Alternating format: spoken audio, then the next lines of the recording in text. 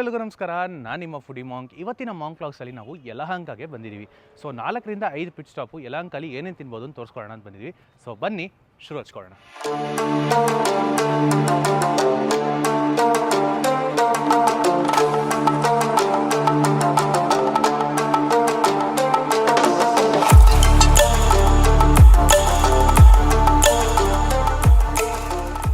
ಇವತ್ತಿನ ಮೊದಲನೇ pit stop ಆಗಿ ನಾವು ಶೇಷಾದ್ರಿಪುರಂ ಪ್ರೈಮರಿ ಸ್ಕೂಲ್ ಆಪೋಸಿಟಲ್ಲೇ ಲೊಕೇಟ್ ಆಗಿರ್ತಕ್ಕಂಥ ಕೆಫೆ ಸನ್ಮಾನಕ್ಕೆ ಬಂದಿದ್ದೀವಿ.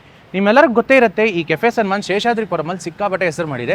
ಈಗ ಯಲಹಂಕಲ್ಲೂ ಓಪನ್ ಮಾಡಿದ್ದಾರೆ. ಸೊ ಇಲ್ಲಿ ಏನೇನು ಸಿಗುತ್ತೆ ಅಂತ ತೋರಿಸ್ಕೊಡ್ತೀನಿ, ಬನ್ನಿ ಹೋಗೋಣ. ಕೆಫೆ ಸನ್ಮಾನ್ 1983ರಲ್ಲಿ ಹೋಟೆಲ್ ಸನ್ಮಾನ್ ಅಂತ ಫೈನ್ ಡೈನ್ ಆಗಿ ಓಪನ್ ಆಗಿರ್ತಕ್ಕಂಥ ಈ ಜಾಗ ಇವತ್ತಿಗೂ ಸಿಕ್ಕಾಪಟ್ಟೆ ಫೇಮಸ್ ಇದೆ. 12 ವರ್ಷಗಳ ಹಿಂದೆ ಈ ಹೋಟೆಲ್ ನ ಮಾಲೀಕರು ಏನ್ ಮಾಡಿದ್ರು ನೋಡಿದ್ರೆ, ಶೇಷಾದ್ರಿಪುರಂ ಕಾಲೇಜ್ ಮಕ್ಕಳಿಗೆ ಅತಿ ಕಡಿಮೆ ದರದಲ್ಲಿ ಕ್ವಾಲಿಟಿ ಆದಂತ ಫುಡ್ ನ ಸರ್ವ್ ಮಾಡಬೇಕು ಅಂತ ಕೆಫೆ ಸನ್ಮಾನ್ ನ ಓಪನ್ ಮಾಡಿದ್ರು. ಅದೇ ಮೋಟಿವ್ ನ ಕಂಟಿನ್ಯೂ ಮಾಡ್ತಾ ಯಲಹಂಕ ನ್ಯೂ ಟೌನ್ ಅಲ್ಲಿ ಶೇಷಾದ್ರಿಪುರಂ ಕಾಲೇಜ್ ಪಕ್ಕದಲ್ಲಿ ಇವರು ಕೆಫೆನ ಶುರು ಮಾಡಿ ಸುಮಾರು ವರ್ಷಗಳಿಂದ ನಡ್ಸ್ಕೊಂಡ್ ಬರ್ತಾ ಇದ್ದಾರೆ. ಇಲ್ಲಿ ಸಿಗುವಂತ ಮೃದುವಾಗಿರ್ತಕ್ಕಂಥ ಇಡ್ಲಿ ಹಾಗೂ ಗರಿಗರಿಯಾಗಿರ್ತಕ್ಕಂಥ ಮಸಾಲೆ ದೋಸೆ ಅಂತೂ ಸಿಕ್ಕಾಪಟ್ಟೆ ಫೇಮಸ್. ಇದು ಬೆಳಗ್ಗೆ ಹಾಗೂ ಸಂಜೆ ಹೊತ್ತಲ್ಲಿ ಸಿಗುತ್ತೆ. ಅದೇ ನೀವು ಮಧ್ಯಾಹ್ನ ಹೊತ್ತಲ್ಲಿ ಹೋದ್ರೆ ಅಂತೂ ಹಲವಾರು ರೀತಿಯಾದ ರೈಸ್ ಬಾತ್ ಗಳು ಸರ್ವ್ ಮಾಡ್ತಾರೆ. ಅದರಲ್ಲೂ ಇಲ್ಲಿ ಸಿಗುವಂತ ಬಿಸಿಬೇಳೆ ಬಾತ್ ಅಂತೂ ಒನ್ ಆಫ್ ದಿ ಬೆಸ್ಟ್ ಅಂತಾನೆ ಹೇಳ್ಬೇಕು. ನಾವಿಲ್ಲಿ ಹೋಗಿ 75 ರೂಪಾಯಿ ಕೊಟ್ಟು 1 ಪ್ಲೇಟ್ ಮಸಾಲೆ ದೋಸೆ ಆರ್ಡರ್ ಮಾಡಿದ್ವಿ. ಶಾಲೆ ಕಾಲೇಜ್ ಮಕ್ಳಿಗೆ ಮಾತ್ರ ಅಲ್ಲ, ಪಬ್ಲಿಕ್ ಕೂಡ ಈ ಜಾಗ ಓಪನ್ ಇರುತ್ತೆ. ಇನ್ನು ದೋಸೆಗೆ ನಂಚ್ಕೊಳ್ಳೋಕೆ ಚಟ್ನಿ ಹಾಗೂ ಸಾಂಬಾರ್ ಕೊಡ್ತಾರೆ. ಒಂದು ಮಸಾಲೆ ದೋಸೆ ಬಂದಿದೆ, ಎಕ್ಸ್ಟ್ರಾ ರೋಸ್ಟ್ ಇದೆ. ಸೊ ಗರಿಗರಿಯಾಗಿ ಮಾಡಿಕೊಟ್ಟಿದ್ದಾರೆ. ಚಟ್ನಿ ಹಾಗೂ ಸಾಂಬಾರ್ ದೋಸೆ ಮಾಡಿದ್ದಾರೆ. ಸೊ ಟ್ರೈ ಮಾಡೋಣ ಬನ್ನಿ. ಇನ್ನು ದೋಸೆ ಟೆಕ್ಸ್ಚರ್ ವೈಸ್ ನೋಡಿದ್ರೆ ಅಂತೂ ಗೋಲ್ಡನ್ ಬ್ರೌನ್ ಅಲ್ಲಿ ಪರ್ಫೆಕ್ಟ್ ಲೆವೆಲ್ ಅಲ್ಲಿ ರೋಸ್ಟ್ ಆಗಿತ್ತು. ಕ್ರಿಸ್ಪಿ ಆಗಿರ್ತಕ್ಕಂಥ ದೋಸೆ, ಅದ್ರ ಜೊತೆಗೆ ಸೆಮಿ ಸಾಲಿಡ್ ಟೆಕ್ಸ್ಚರ್ ಇರ್ತಕ್ಕಂಥ ಆಲೂಗಡ್ಡೆ ಪಲ್ಯ ಹಾಗೂ ತೆಂಗಿನಕಾಯಿ ಚಟ್ನಿ ಜೊತೆಗೆ ನಂಚ್ಕೊಂಡು ತಿಂತಾ ಇದ್ರಂತೂ ಸಾಲಿಡ್ ಕಾಂಬಿನೇಷನ್. ಆಕ್ಚುಲಿ ಚಟ್ನಿ ಜೊತೆಗೆ ಚೆನ್ನಾಗಿದೆ, ಬಟ್ ಸಾಂಬಾರ್ ಜೊತೆ ಇನ್ನೂ ಸಖತ್ತಾಗಿದೆ. ಸಾಂಬಾರ್ ಜೊತೆ ತೋರಿಸ್ತೀನಿ ಬನ್ನಿ. ಜನರಲಿ ನಾನು ದೋಸೆನ ಚಟ್ನಿ ಜೊತೆನೆ ತಿನ್ನೋದು, ಬಟ್ ಇಲ್ಲಿನ ಸಾಂಬಾರ್ ಅಂತೂ ಸ್ವೀಟಿಶ್ ಆಗಿ ಸೂಪರ್ ಫ್ಲೇವರ್ಫುಲ್ ಆಗಿತ್ತು. ನೋಡಿದ್ರಲ್ಲ, ಕೆಫೆ ಸನ್ಮಾನ್ ಅಲ್ಲಿ ಒಂದು ಸೂಪರ್ ಆಗಿರ್ತಕ್ಕಂಥ ಗರಿಗರಿಯಾಗಿರೋ ಮಸಾಲೆ ದೋಸೆನ ತೋರಿಸ್ಕೊಟ್ಟೆ. ನನಗಂತೂ ತುಂಬಾನೇ ಇಷ್ಟ ಆಯಿತು. ಇದರ ಬೆಲೆ ನೋಡಿದ್ರೆ 75 ರೂಪಾಯಿ ಚಾರ್ಜ್ ಮಾಡ್ತಾರೆ. ಸೊ ಈ ಜಾಗದ ಲೊಕೇಶನ್ ಡೀಟೇಲ್ಸ್ ಎಲ್ಲ ಡಿಸ್ಕ್ರಿಪ್ಷನ್ ಇರುತ್ತೆ. ನೆಕ್ಸ್ಟ್ ಯಾವ ಜಾಗ ಹೋಗ್ತೀವಿ ಅಲ್ಲೇನು ಸವಿತೀನಿ ತೋರಿಸ್ಕೊಡ್ತೀನಿ, ಬನ್ನಿ ಹೋಗೋಣ.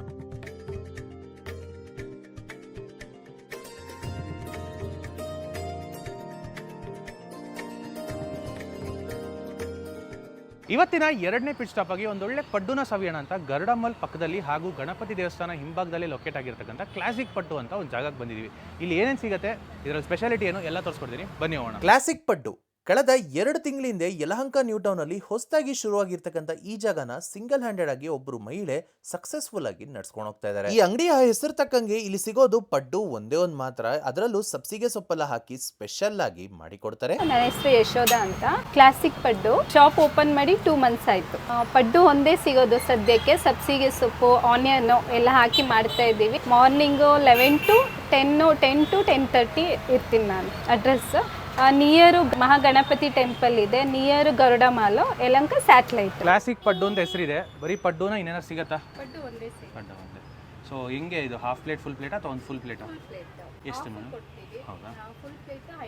ನಾವಿಲ್ಲಿ 50 ರೂಪಾಯಿ ಕೊಟ್ಟು ಒಂದು ಫುಲ್ ಪ್ಲೇಟ್ ಪಡ್ಡುನ ತಗೊಂಡ್ವಿ. ಒಂದು ಫುಲ್ ಪ್ಲೇಟ್ ಅಲ್ಲಿ ನೋಡಿದ್ರೆ 6 ಪೀಸ್ ಪಡ್ಡು ಬರುತ್ತೆ. ವಿಚಾರಿಸಿದ್ದೆ ಗೊತ್ತಾಯ್ತು, ಹಾಫ್ ಪ್ಲೇಟ್ ಪಡ್ಡು ಕೂಡ ಇವ್ರು ಸರ್ವ್ ಮಾಡ್ತಾರೆ. ಅದರಲ್ಲಿ 4 ಪೀಸ್ ಪಡ್ಡು ಬರುತ್ತೆ. ಪಡ್ಡುಗೆ ನಂಚ್ಕೊಳ್ಳೋಕೆ 2 ರೀತಿಯಾದ ಚಟ್ನಿ ಜೊತೆಗೆ ಸರ್ವ್ ಮಾಡಿದ್ರು. ಸೊ 50 ರೂಪಾಯಿ ಕೊಟ್ಟು ಒಂದು ಫುಲ್ ಪ್ಲೇಟ್ ಪಡ್ಡು ತೊಗೊಂಡಿದ್ವಿ. ಒಂದು ಪ್ಲೇಟಲ್ಲಿ ನೋಡಿದ್ರೆ 6 ಪಡ್ಡು ಬರುತ್ತೆ. ಸೊ ಬನ್ನಿ ಟ್ರೈ ಮಾಡೋಣ. ಪಡ್ಡು ನೋಡೋದಕ್ಕೆ ತುಂಬಾನೇ ಚೆನ್ನಾಗಿ ಕಾಣಿಸ್ತಿತ್ತು. ಇನ್ನು ಟೆಕ್ಸ್ಚರ್ ವೈಸ್ ನೋಡಿದ್ರೆ ಅಂತೂ ಮೇಲ್ಗಡೆ ಟೆಕ್ಸ್ಚರ್ ಎಲ್ಲ ಕ್ರಂಚಿ ಆಗಿತ್ತು ಹಾಗೂ ಒಳಗಡೆ ಸಾಫ್ಟ್ ಆಗಿ ಪರ್ಫೆಕ್ಟ್ ಆಗಿ ಬೆಂದಿತ್ತು. ಅದ್ರ ಜೊತೆಗೆ ಒಳಗಡೆ ಅಂತೂ ಈರುಳ್ಳಿ ಹಾಗೂ ಸಬ್ಸಿಗೆ ಸೊಪ್ಪಿನ ಫಿಲ್ಲಿಂಗ್ ಅಂತೂ ತುಂಬಾನೇ ಚೆನ್ನಾಗಿ ಮಾಡಿದ್ರು. ಇನ್ನು ಚಟ್ನಿ ಒಟ್ಟಿಗೆ ನೆಂಚ್ಕೊಂಡು ತಿಂತಾ ಇದ್ರೆ ಅಂತೂ ಬಹಳನೇ ರುಚಿಕರವಾಗಿ ಸಖತ್ತಾಗಿತ್ತು. ನೋಡಿದ್ರಲ್ಲ, ಕ್ಲಾಸಿಕ್ ಪಡ್ಡುಲಿ ಒಂದು ಸಖತ್ತಾಗಿರೋಂಥ ಪಡ್ಡುನ ತೋರಿಸ್ಕೊಟ್ಟೆ. ಡೆಫಿನೆಟ್ಲಿ ಬಂದು ಒಮ್ಮೆ ಆದರೂ ಟ್ರೈ ಮಾಡಿ. ಲೊಕೇಶನ್ ಡೀಟೇಲ್ಸ್ ಎಲ್ಲ ಡಿಸ್ಕ್ರಿಪ್ಷನ್ ಕೊಟ್ಟಿರ್ತೀನಿ. ನೆಕ್ಸ್ಟ್ ಒಂದು ಉತ್ತರ ಕರ್ನಾಟಕ ಸ್ನಾಕ್ಸ್ ಸವಿಯೋಣ ಅಂತ ಒಂದು ಕಡೆ ಹೋಗ್ತಾ ಇದೀವಿ. ಯಾವ ಜಾಗ ಅಂತ ತೋರಿಸ್ಕೊಡ್ತೀನಿ, ಬನ್ನಿ ಹೋಗೋಣ.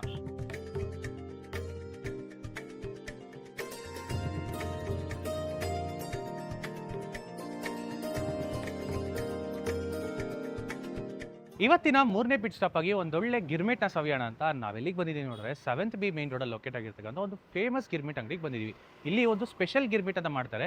ಇದರಲ್ಲಿ ಏನೇನು ಬಳಸ್ತಾರೆ, ಹೆಂಗೆ ತಯಾರು ಮಾಡ್ತಾರೆ ಎಲ್ಲ ತೋರಿಸ್ಕೊಡ್ತೀನಿ, ಬನ್ನಿ ಹೋಗೋಣ. ವಿಕೆ ಗಿರ್ಮಿಟ್ ಅಂಡ್ ಮಿರ್ಚಿ ಮಂಡಕ್ಕಿ ಕಳೆದ 12 ವರ್ಷಗಳಿಂದ ಯಲಹಂಕಲ್ಲಿ ನಡ್ಸ್ಕೊಂಡ್ ಬರ್ತಿರ್ತಕ್ಕಂಥ ಈ ಜಾಗ ಲೋಕಲಿಟ್ಸ್ ಮಧ್ಯೆ ಸಿಕ್ಕಾಪಟ್ಟೆ ಫೇಮಸ್. ಪ್ರತಿದಿನ ಸಂಜೆ 4 ಗಂಟೆ ಆಗ್ತಿದ್ದಂಗೆ ಸಿಕ್ಕಾಪಟ್ಟೆ ಜನ ಸೇರ್ತಾರೆ. ಇಲ್ಲಿ ಸಿಗುವಂತ ಮೆಣಸಿನಕಾಯಿ ಬಜ್ಜಿ, ಅದ್ರ ಜೊತೆಗೆ ನೋಡಿದ್ರೆ ಈರುಳ್ಳಿ ಬೋಂಡ ಹಾಗೂ ಗಿರ್ಮಿಟ್ ನ ಸವಿಯಕ್ಕೆ ಪ್ರತಿದಿನ ಸಂಜೆ 4 ಗಂಟೆಗೆ ಶುರು ಮಾಡಿದ್ರೆ ರಾತ್ರಿ 9:30 10 ಗಂಟೆ ತನಕ ನಿಮ್ಗೆ ಇಲ್ಲಿ ಹಲವಾರು ರೀತಿಯಾದ ಸ್ನಾಕ್ಸ್ ಸಿಗುತ್ತೆ. ಮಿಸ್ಟರ್ ಪಂಪಾಪತಿಯನವರು ಈ ಜಾಗನ ಅವರ ಮನೆ ಮುಂದೆನೆ ನಡ್ಸ್ಕೊಂಡು ಹೋಗ್ತಾ ಇದ್ದಾರೆ. ಲೋಕಲೈಟ್ಸ್ ಗಂತೂ ಇವ್ರು ಸರ್ವ್ ಮಾಡುವಂತ ಅಥೆಂಟಿಕ್ ಉತ್ತರ ಕರ್ನಾಟಕ ಶೈಲಿಯ ಸ್ನಾಕ್ಸ್ ಅಂತೂ ಬಹಳನೇ ಇಷ್ಟ. ನಮ್ಮ ಹೆಸರು ಕೆ ಪಂಪಾಪತಿ, ಡೋರ್ ನಂಬರ್ 285. ನಮ್ದು ಉತ್ತರ ಕರ್ನಾಟಕ, ಗಂಗಾವತಿ. ಇಲ್ಲಿ ಬಂದು 12 ವರ್ಷ ಆಯಿತು. ಗಿರ್ಮಿಂಟು, ಈರುಳ್ಳಿ ಬಜ್ಜಿ, ಮೆಣಸಿಗೆ ಬಜ್ಜಿ, ಖಾರದ ಕಳ್ಳೆಪುರಿ ಏನು famous. Address 7B cross. Timings 4ರಿಂದ 9 ಗಂಟೆ. ಸರ್ ನಮಗೆ ಒಂದು ಸ್ಪೆಷಲ್ ಗಿರ್ಮಿಟ್ಟು ಅದ್ರ ಜೊತೆಗೆ ಒಂದು ಮಿರ್ಚಿ ಬಜ್ಜಿ. ಇವ್ರ ಹತ್ರ ಗಿರ್ಮಿಟ್ಟು 2 ರೀತಿ ಸಿಗುತ್ತೆ. ಒಂದ್ ನೋಡಿದ್ರೆ ನಾರ್ಮಲ್ ಆರ್ಡಿನರಿ ಕಡಲೆಪುರಿನ ಬಳಸಿ ಒಂದು ಗಿರ್ಮಿಟ್ ನ ಮಾಡ್ತಾರೆ. ನಂತರ ನೋಡಿದ್ರೆ ಸ್ಪೆಷಲ್ ಗಿರ್ಮಿಟ್ ಅಂತ. ಇದ್ರಲ್ಲಿ ನೋಡಿದ್ರೆ ಖಾರದ ಕಡಲೆಪುರಿನ ಬಳಸಿ ಒಂದೊಳ್ಳೆ ಗಿರ್ಮಿಟ್ ನ ಮಾಡ್ತಾರೆ. ನಾರ್ಮಲ್ ಗಿರ್ಮಿಟ್ ಆಗ್ಲಿ ಸ್ಪೆಷಲ್ ಗಿರ್ಮಿಟ್ ಆಗ್ಲಿ ಇಷ್ಟು ಚೆನ್ನಾಗಿರುವಂತ ಟೇಸ್ಟ್ ಬರೋ ಕಾರಣನೇ ಇವ್ರು ಮಾಡುವಂತ ಈ ಈರುಳ್ಳಿ ಗೊಜ್ಜು. ಗಿರ್ಮಿಟ್ಟು ರೆಡಿ ಆಗ್ತಿದ್ದಂಗೆ ಫೈನಲ್ ಟಚ್ ಆಗಿ ಮೇಲ್ಗಡೆ ಪುಟಾಣಿ ಪೌಡರ್ ನ ಉದುರಿಸಿ ನೀಟಾಗಿ ಮಿಕ್ಸ್ ಮಾಡಿ ಕೊಡ್ತಾರೆ. ನೋಡೋದಿಕ್ಕೇನೆ ಗಿರ್ಮಿಟ್ಟು ಸೂಪರ್ ಆಗಿರುತ್ತೆ. ಅಂಡ್ ಆಲ್ಮೋಸ್ಟ್ ಇಲ್ಲಿ ತಿನ್ನೋರಿಗಿಂತ ಪಾರ್ಸಲ್ ತಗೊಂಡೋಗೋರೆ ಜಾಸ್ತಿ ಅಂತ ಕಾಣುತ್ತೆ. ನಾನು ಇರೋ ಟೈಮಲ್ಲಿ ಸಿಕ್ಕಾಪಟ್ಟೆ ಪಾರ್ಸಲ್ ಗಳು ಹೋಗ್ತಾ ಇತ್ತು. ಇನ್ನು ನಾವು ಆರ್ಡರ್ ಮಾಡಿರ್ತಕ್ಕಂಥ ಸ್ಪೆಷಲ್ ಗಿರ್ಮಿಟ್ ನ ಬೆಲೆ ನೋಡಿದ್ರೆ 50 ರೂಪಾಯಿ ಚಾರ್ಜ್ ಮಾಡಿ ರೆಡಿ ಆಗಿದ್ ಕೂಡಲೇ ಪ್ಲೇಟ್ ಗೆ ಹಾಕಿ ಅದ್ರ ಮೇಲ್ಗಡೆ ನೋಡಿದ್ರೆ ಈರುಳ್ಳಿ ಮಿಕ್ಸ್ಚರ್ ಹಾಗೂ 2 ಮೆಣಸಿನಕಾಯಿನ ಇಟ್ಟು ಕೊಡ್ತಾರೆ. ನಾವು ಗಿರ್ಮಿಟ್ ಜೊತೆಗೆ 2 ಮೆಣಸಿನಕಾಯಿ ಬಜ್ಜಿ ಕೂಡ ಆರ್ಡರ್ ಮಾಡಿದ್ವಿ. ಇದ್ರ ಬೆಲೆ ನೋಡಿದ್ರೆ ಒಂದಕ್ಕೆ 10 ರೂಪಾಯಿ. ಇವಾಗಿರೋ ಬೆಂಗಳೂರು ವೆದರ್ಗಂತೂ ಈ ಕಾಂಬಿನೇಷನ್ ಹೆವೆನ್ಲಿ ಅಂತಾನೆ ಹೇಳ್ಬೇಕು. ಇನ್ನ ಟೇಸ್ಟ್ ವಿಚಾರಕ್ಕೆ ಬಂದ್ರೆ ಗಿರ್ಮಿಟ್ ಅಂತೂ ಸ್ವಲ್ಪ ಸ್ವೀಟು, ಸ್ವಲ್ಪ ಹುಳಿ, ಸ್ವಲ್ಪ ಖಾರ ಅಂತ ಎಲ್ಲ ಮಿಶ್ರಣ ಹೊಂದಿ ತಿಂತ ಸೂಪರ್ ಆಗಿತ್ತು. ಅದರಲ್ಲೂ ಒಂದೊಂದು ತಗೊಂಡ್ಮೇಲೆ ಒಂದ್ಸತಿ ಮೆಣಸಿನಕಾಯಿ ಬಜ್ಜಿ ಹಾಗೂ ಇನ್ನೊಂದ್ ಬೈಟ್ ಅಲ್ಲಿ ಮೆಣಸಿನಕಾಯಿನ ತಿಂತಾ ಇದ್ರಂತೂ ಕ್ರೇಜಿ ಕಾಂಬಿನೇಷನ್ ಆಗಿತ್ತು. ನೀವೇನಾದ್ರೂ ಗಿರ್ಮಿಟ್ ಇಷ್ಟಪಡೋರಾದ್ರೆ ಈ ಜಾಗನಂತೂ ಮಿಸ್ ಮಾಡಕ್ ಹೋಗ್ಬೇಡಿ. ನೋಡಿದ್ರಲ್ಲ ವಿಕೆ ಗಿರ್ಮಿಟ್ ಅಂಡ್ ಮಿರ್ಚಿ ಮಂಡಕ್ಕಿಲಿ ಒಂದು ಸೂಪರ್ ಆಗಿರ್ತಕ್ಕಂಥ ಸ್ಪೆಷಲ್ ಗಿರ್ಮಿಟ್ ಹಾಗೂ ಮಿರ್ಚಿ ಬಜ್ಜಿನ ತೋರಿಸ್ಕೊಟ್ಟೆ. ಇಲ್ಲಿ ನಮಗೆ ಖರ್ಚಾಗಿದ್ದು 70 ರೂಪಾಯಿ. ನೆಕ್ಸ್ಟ್ ಯಾವ ಜಾಗಕ್ಕೆ ಹೋಗ್ತೀವಿ ಅಲ್ಲೇನು ಸವಿತೀನಿ ತೋರಿಸ್ಕೊಡ್ತೀನಿ, ಬನ್ನಿ ಹೋಗೋಣ.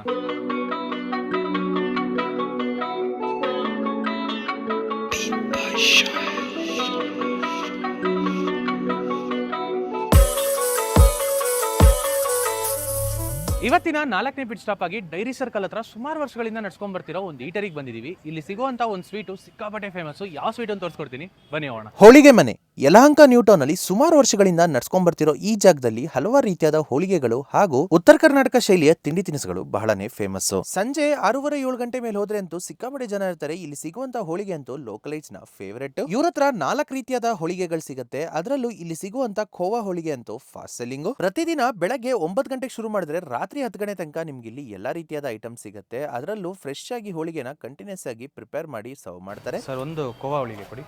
ನಾವು ಇಲ್ಲಿನ ಮೋಸ್ಟ್ ಸೆಲ್ಲಿಂಗ್ ಡಿಶ್ ಆದಂತ ಖೋವಾ ಹೋಳಿಗೆನ ಆರ್ಡರ್ ಮಾಡಿದ್ವಿ. ಅಲ್ಲಿಗೆ ನಾವು ಆರ್ಡರ್ ಮಾಡಿದ್ಮೇಲೆ ಫ್ರೆಶ್ ಆಗಿ ರೆಡಿ ಮಾಡಿದ್ರು. ಇದರ ಬೆಲೆ ನೋಡಿದ್ರೆ 30 ರೂಪಾಯಿ ಚಾರ್ಜ್ ಮಾಡ್ತಾರೆ. ಇಲ್ಲಿನ ಹೋಳಿಗೆನ ತುಪ್ಪ ಎಣ್ಣೆ ಅಂತ ಹಾಕಿ ಎಕ್ಸಾಟಿಕ್ ಆಗೆಲ್ಲ ಮಾಡಲ್ಲ, ಸಿಂಪಲ್ ಆಗಿ ಮಾಡಿಕೊಡ್ತಾರೆ. ನಿಜ ಹೇಳ್ಬೇಕಾರೆ ಆ ತವದಲ್ಲಿ ರೆಡಿ ಮಾಡ್ಬೇಕಾದ್ರೆ ನಿಜವಾಗ್ಲೂ ಚೆನ್ನಾಗಿರತ್ತ ಅಂತಾನೆ ನನಗೆ ಕ್ವಶನ್ ಇತ್ತು. ಯಾಕಂದ್ರೆ ಹೋಳಿಗೆ ನೋಡಕ್ಕೆ ಅಷ್ಟು ಅಪೀಲಿಂಗ್ ಆಗಿ ಕಾಣಿಸ್ತಿರ್ಲಿಲ್ಲ. But don't judge a book by its cover ಅಂತಾರಲ್ಲ, ಆ ಕತೆ ಆಯ್ತು ನಂದು. 30 ರೂಪಾಯಿ ಕೊಟ್ಟು ಒಂದು ಖೋವಾ ಹೋಳಿಗೆ ತಗೊಂಡಿದ್ವಿ, ಬನ್ನಿ ಟ್ರೈ ಮಾಡೋಣ.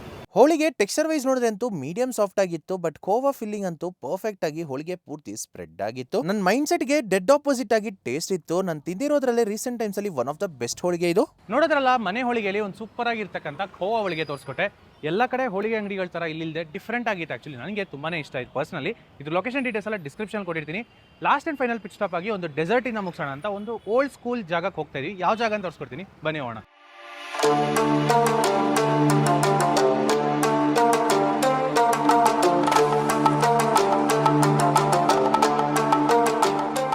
ಇವತ್ತಿನ last and final pit stop ಆಗಿ Yelahanka new town bus stand ಪಕ್ಕದಲ್ಲೇ ಸುಮಾರು ಒಂದು 20 ವರ್ಷಗಳಿಂದ ನಡ್ಸ್ಕೊಂಡ್ ಬರ್ತಿರೋ ಒಂದು ಓಲ್ಡ್ ಸ್ಕೂಲ್ ಐಸ್ ಕ್ರೀಮ್ ಪಾರ್ಲರ್ಗೆ ಹೋಗ್ತಾ ಇದೀವಿ. ಇಲ್ಲಿ ಸುಮಾರು ವೆರೈಟಿಯಾದ ಐಸ್ ಕ್ರೀಮ್ಸು ಹಾಗೂ ಒಂದು ಸ್ಪೆಷಲ್ ಐಟಮ್ ಸಿಗುತ್ತೆ. ಅದು ಯಾವುದು ಏನು ತೋರಿಸ್ಕೊಡ್ತೀನಿ, ಬನ್ನಿ ಹೋಗೋಣ. Savi ice creams Yelahanka new town bus stand ಪಕ್ಕದಲ್ಲಿ ಲೊಕೇಟ್ ಆಗಿರೋ ಈ ಜಾಗ ಒಂದು ಐಕಾನಿಕ್ ಸ್ಪಾಟ್. ಕಳೆದ 20 ವರ್ಷಗಳಿಂದ ನಡ್ಸ್ಕೊಂಡ್ ಬರ್ತಿರೋ ಈ ಅಂಗಡಿಲಿ ಇವ್ರದೇ ಆದಂತ ಐಸ್ ಕ್ರೀಮ್ಸ್ ನ ಮ್ಯಾನುಫ್ಯಾಕ್ಚರ್ ಮಾಡ್ತಾರೆ. ಮಿಸ್ಟರ್ ರಾಜೇಶ್ ಹಾಗೂ ಮಿಸ್ಟರ್ ಗಜಾನನ್ ಅಂತ ಇಬ್ರು ಅಣ್ಣ ತಮ್ಮಂದ್ರು ನಡ್ಸ್ಕೊಂಡ್ ಬರ್ತಿರ್ತಕ್ಕಂಥ ಈ ಜಾಗದಲ್ಲಿ ಹಲವಾರು ರೀತಿಯಾದ ಐಸ್ ಕ್ರೀಮ್ಸ್ ಹಾಗೂ ತಂಪಾದ ಪಾನೀಯಗಳು ಸಿಗುತ್ತೆ. ಅದರಲ್ಲೂ ಇಲ್ಲಿನ ಲೋಕಲೈಟ್ಸ್ ಇಲ್ಲಿ ವಿಸಿಟ್ ಮಾಡಿ ರೆಗ್ಯುಲರ್ ಆಗಿ ಟ್ರೈ ಮಾಡೋದು ಇಲ್ಲಿ ಸಿಗುವಂತ grape juice with vanilla ice cream. ಇದೇನ್ ಗುರು ವಿಯರ್ಡ್ ಕಾಂಬಿನೇಷನ್ ಅಂತಾನೆ ಅನ್ಸತ್ತೆ ನೋಡುವಾಗ. ಬಟ್ ಆಲ್ಮೋಸ್ಟ್ ಇಲ್ಲಿ ಲೋಕಲೈಟ್ಸ್ ಎಲ್ಲರೂ ಬಂದು ಟ್ರೈ ಮಾಡೋದು ಈ ಒಂದು ಡ್ರಿಂಕ್. ನಾವು ಕೂಡ ಇಲ್ಲಿ ಹೋಗಿ ಒಂದು grape juice with vanilla ice cream order ಮಾಡಿದ್ವಿ. ಇದರ ಬೆಲೆ ವಿಚಾರಕ್ಕೆ ಬಂದ್ರೆ ಅಂತೂ ಒಂದು ಗ್ಲಾಸ್ಗೆ 55 ರೂಪಾಯಿ ಚಾರ್ಜ್ ಮಾಡ್ತಾರೆ. ಮುಕ್ಕಾಲ್ ಗ್ಲಾಸ್ಗೆ ಗ್ರೇಪ್ ಜ್ಯೂಸ್ ನ ಹಾಕಿ ಅದ್ರ ಮೇಲ್ಗಡೆ ವೆನಿಲಾ ಐಸ್ ಕ್ರೀಮ್ ನ ಇಟ್ಕೊಡ್ತಾರೆ.